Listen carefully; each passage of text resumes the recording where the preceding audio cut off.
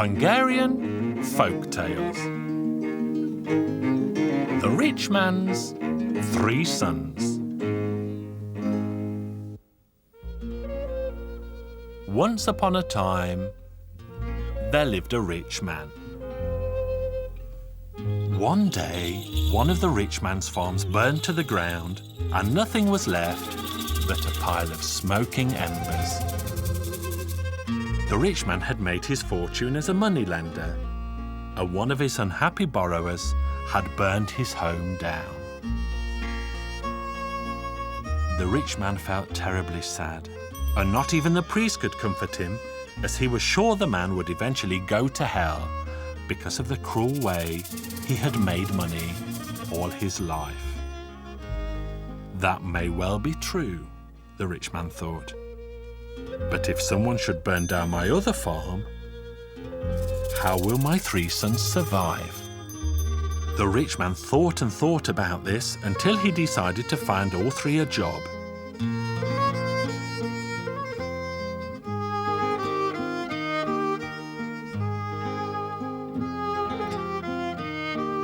He made the eldest son a soldier because he was very bright. He made the middle son a blacksmith's apprentice. And then he spoke to the youngest of his 3 sons and said, "I think you will make a fine barber, son of mine." The youngest son had no objections, and all 3 agreed to do their father's bidding, as anything was better than working the land. The eldest liked the idea of marching around with a silver sword by his side, while the other 2 were happy that they would not have to hoe or mow now that they had proper trades.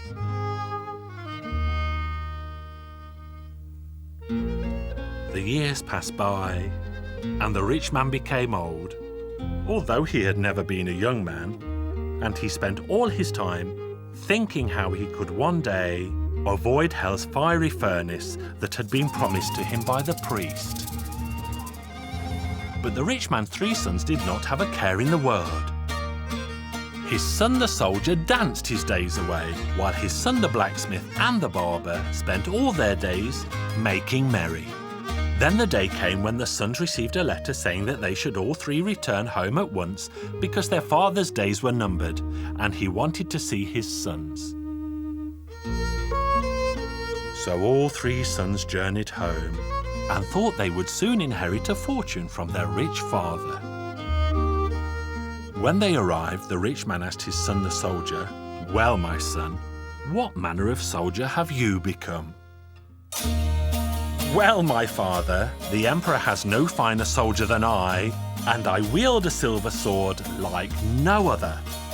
The other day, it began to rain while we were on parade, and all the other soldiers got wet, but not I, because I drew my sword and span it around so swiftly above my head that I remained dry."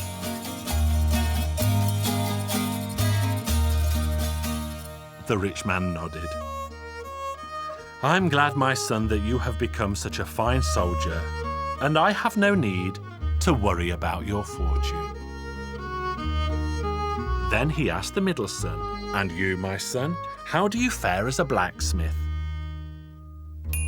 "Well, my father, there's no finer blacksmith in this land or any other beyond its borders.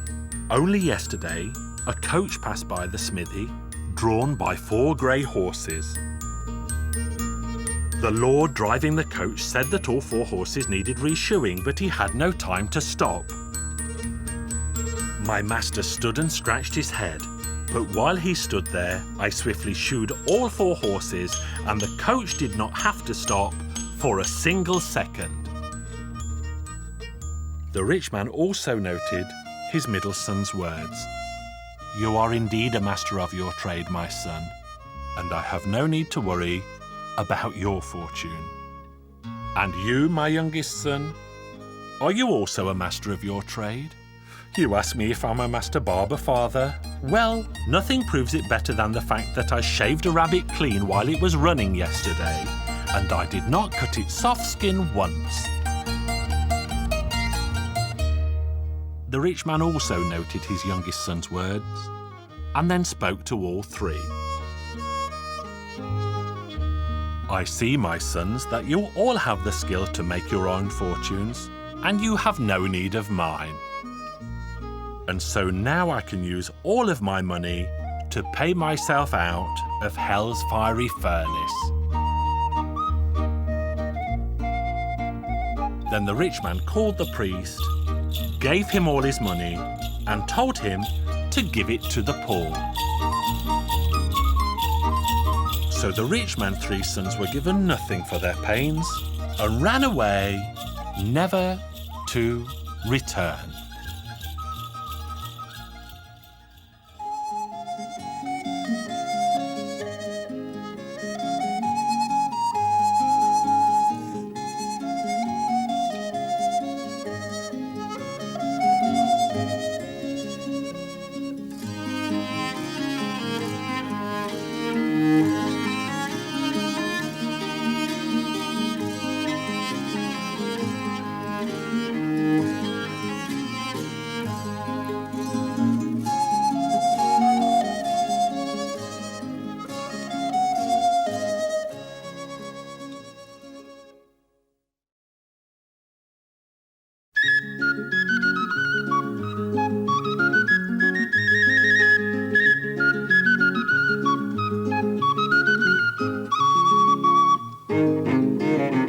Hungarian Folk Tales.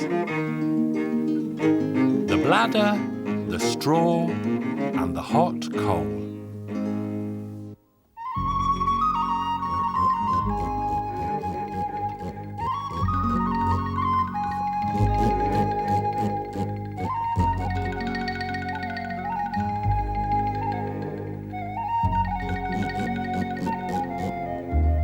Once upon a time, far, far away, to the border and beyond, there lived a bladder.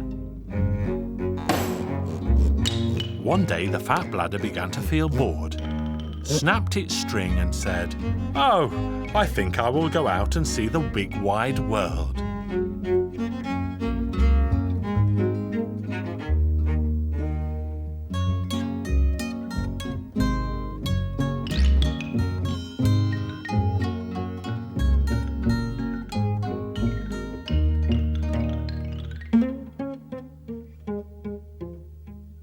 So it rolled and it rolled down the road, and as it rolled, it met a straw. "Straw, where are you going?" "I'm going to hide. I fell out of the stove when the wife was lighting the fire, and I thought I'd run away." "Then let's go together." And the 2 of them walked and rolled, and as they did so, they met a hot coal. "Hot coal, where are you going?" "I'm going to hide. I fell out of the stove when the wife was poking the fire, and I thought I'd run away." "So let's go together." "Let's go." So the 3 friends rolled and walked and talked together.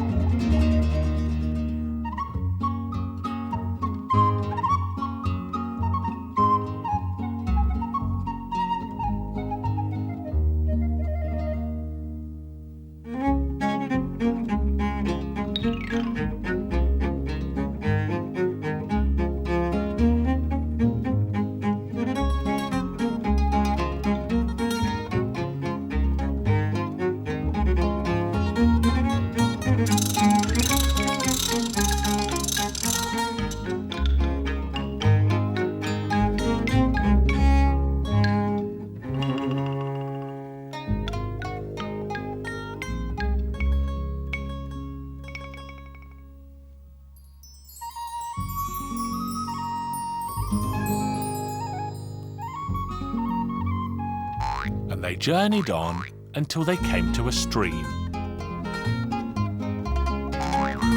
There the bladder jumped into the water and quickly swam to the other side. The straw also jumped quickly into the water and swam to the other side. Then the hot coal began to cry, "How shall I swim to the other side? If I jump into the water, I'll stop being hot. Take me to the other side."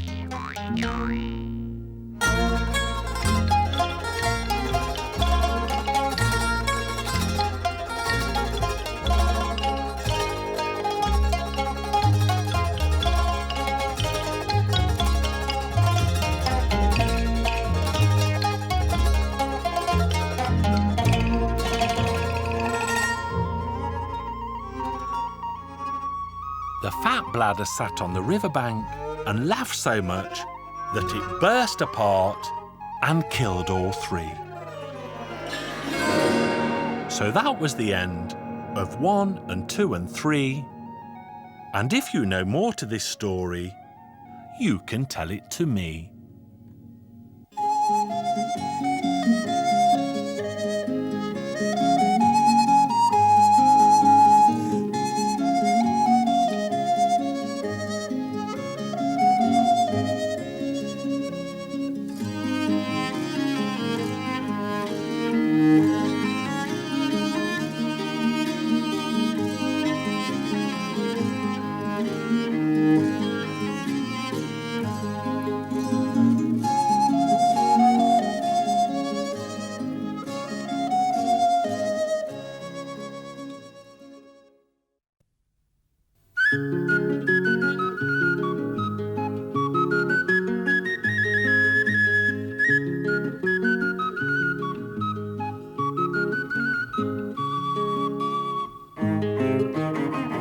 Hungarian Folk Tales. The king who did not want his daughter to marry. Once upon a time, there lived a king, a very rich king, in a castle. He had a beautiful daughter. He loved her so much that he did not want even to let her leave the castle, lest someone should take her from him. One day, however, the princess begged her father to let her walk out a little. He allowed her to do so, but not for long, so that no harm would come to her. As she was walking through the flowery meadow, she realized that a young man was approaching her. It was the son of the neighboring country's king. Both of them were so good-looking that they fell in love right away.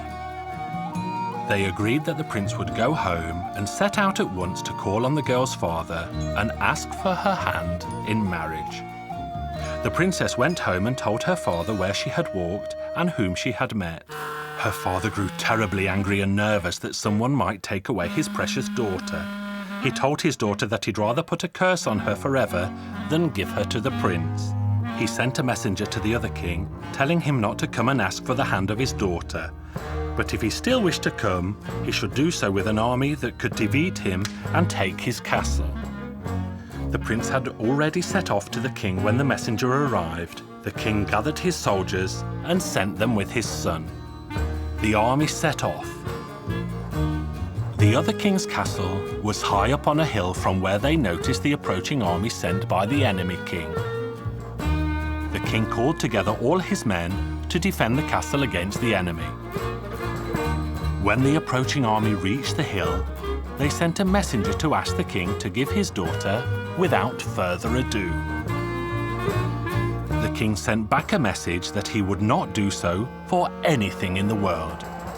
They attacked the castle and lay siege to it.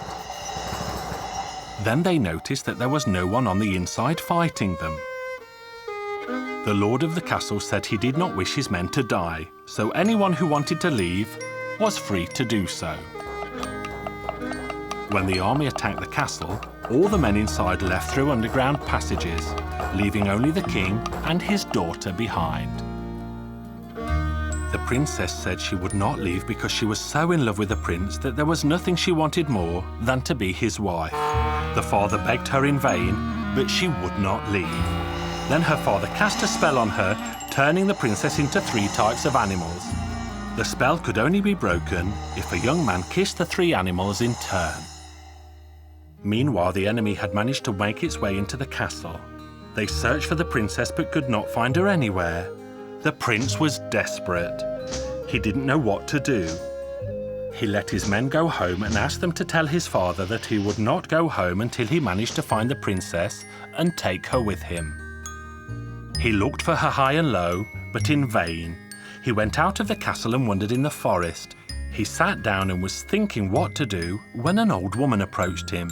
"Dear Prince," the old lady said, "I know what your problem is and I also know how to solve it." The old woman was no less than a witch. "Tell me, old lady, I'll give you anything in exchange, but I must know the answer." "The princess will come out of the castle every moonlit night. And whatever shape she comes in, rest assured it is her. You must kiss these creatures 3 times in a row, and then the spell on the princess will be broken." The prince, who was prepared to do anything, waited for nightfall in the hope of seeing the princess. As the moon came up in the sky, he saw a little bunny rabbit hopping in front of the castle. He took a few steps in its direction, but the bunny did not move. He embraced it and kissed it 3 times, and the bunny vanished. No sooner had it disappeared than a big lion walked through the gate of the castle. Although the prince got cold feet, he remembered the old woman's words, so he approached the lion, embraced it and kissed it 3 times, and the lion did him no harm. Then it disappeared too. Hardly had the lion gone when the prince saw the castle surrounded by flames. A 7-headed dragon emerged, spitting fire from all of its mouths and lighting up the nearby forest. The prince took fright. This surely can't be the princess. But the dragon approached him relentlessly, showing him the huge keys in its hands as if to spur him on and say, "Never fear, sweetheart." Then the prince went up to it, embraced it and kissed it 3 times, upon which the dragon turned into the princess. They both rejoiced, and she gave him the keys. "Now I am yours, and with me all the wealth in this castle." They entered the castle, and she showed him all the riches. Luckily, there were 6 horses there, so they put them before a carriage and drove to the prince's father, the king. There they held their wedding right away, yet the bride did not seem very happy. The prince asked her what the problem was. "I can't be happy until my father is here beside me." The prince said to her, "Well, we'll find him somewhere." They didn't have to look for him for too long, as he was already on his way there. He learned that the prince had broken the spell cast on his daughter, so he came to see her. The old man was led to his daughter. They saw each other, embraced, and rejoiced upon finding each other at long last. The old man made his peace with his daughter, and the wedding feast went on and on and on.